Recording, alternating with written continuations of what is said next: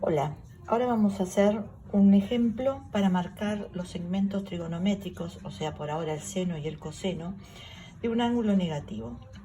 Entonces, lo que le voy a pedir es que dibuje un ángulo alfa centrado negativo en la circunferencia trigonométrica, tal que alfa pertenece al tercer cuadrante, y marca los segmentos seno de alfa y coseno de alfa.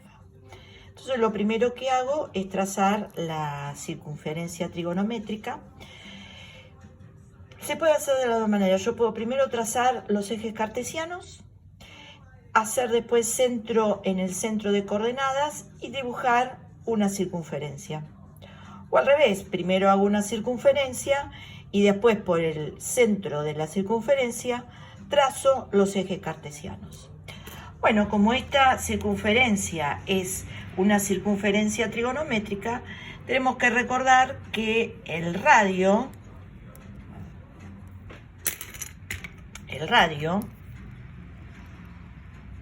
es 1, ¿sí? Por lo tanto, de acá, desde el O hasta este punto, también es 1. Del O hasta este punto, también es 1. Del O hasta acá es, bueno, en este caso es menos 1 porque los ejes cartesianos, que sería el menos 1, pero en valor absoluto vale 1, y este también menos 1, pero en valor absoluto es 1, porque todos estos son radios, ¿sí? Recordemos que el radio siempre en la circunferencia trigonométrica es 1. Bien, entonces ahora voy a dibujar un ángulo centrado en la circunferencia trigonométrica, que me pedía que fuera del tercer cuadrante. Ustedes recuerden que los cuadrantes siempre son fijos, o sea, este es el primer cuadrante, este es el segundo cuadrante, este es el tercer cuadrante y este es el cuarto cuadrante. ¿Sí? Primero, segundo, tercero y cuarto. Entonces, a mí me pide que el ángulo sea negativo, o sea, en el sentido de las agujas del reloj, que sea negativo y que el ángulo esté en el tercer cuadrante, o sea que su lado terminal tiene que estar en el tercer cuadrante. Entonces marco el lado terminal en el tercer cuadrante. Bien, ahora tenemos que recordar nosotros que el lado inicial siempre es el mismo. El lado inicial lo tengo acá en el semieje positivo de las X, marco en el sentido horario el ángulo porque es negativo y marco el lado terminal que está en el tercer cuadrante. Bueno, ahora lo importante de todo esto es que yo tengo que marcar el punto donde corta el lado terminal a la circunferencia. Entonces vamos a llamar a ese punto el punto P.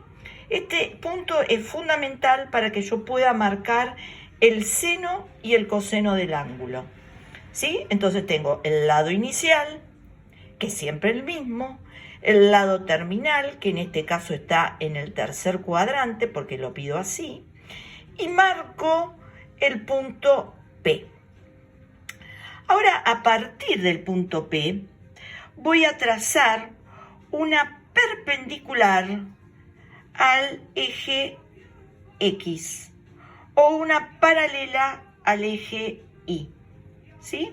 Seguimos teniendo nuestro ángulo alfa negativo, ¿sí? Entonces, cuando yo trazo esta perpendicular, me queda marcado sobre el eje X un punto M, ¿sí? Entonces, fíjense que acá me quedó determinado un triángulo rectángulo. El triángulo rectángulo PMO o OMP. Siempre recuerden que nosotros tenemos que nombrar al donde está el ángulo recto en el medio. Entonces me quedó el triángulo rectángulo OMP. Entonces, al tener ese triángulo rectángulo, me queda determinado justamente el coseno del ángulo, que es este segmento, siempre es el segmento horizontal, como habíamos visto en el anterior video, y este va a ser el seno de mi ángulo. Entonces, los segmentos coseno y seno me quedaron acá marcados. Recuerden, como siempre, que el radio es 1, por eso pasa eso. Por lo tanto, MO o M es el segmento coseno, en este caso de menos alfa, y el MP es seno de menos alfa. Una cosa que les quiero aclarar es que fíjense que el coseno y el seno, como están dentro del círculo de la circunferencia trigonométrica y el radio es 1, siempre el coseno y el seno van a ser menores que 1 o pueden llegar a ser 1, pero nunca más grande que 1 o que menos 1. ¿Sí? En valor absoluto hablamos de 1, ¿no? Pero nunca van a encontrar un coseno de un ángulo que sea 1, algo, o que sea menos 1, o menos 2, siempre el seno y el coseno van a ser 0, o menos 0, En cambio, las inversas del seno y del coseno, justamente todo lo contrario, nunca van a ser 0, sino siempre van a ser mayores que 1 en valor absoluto, vuelvo a repetir, porque pueden ser 1 o menos 1.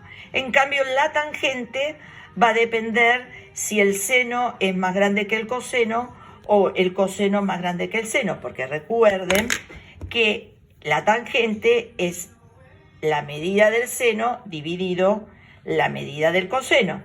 Por lo tanto, si el seno es más grande que el coseno, va a ser la tangente mayor que 1. En cambio, si el seno es menor que el coseno, va a ser 0,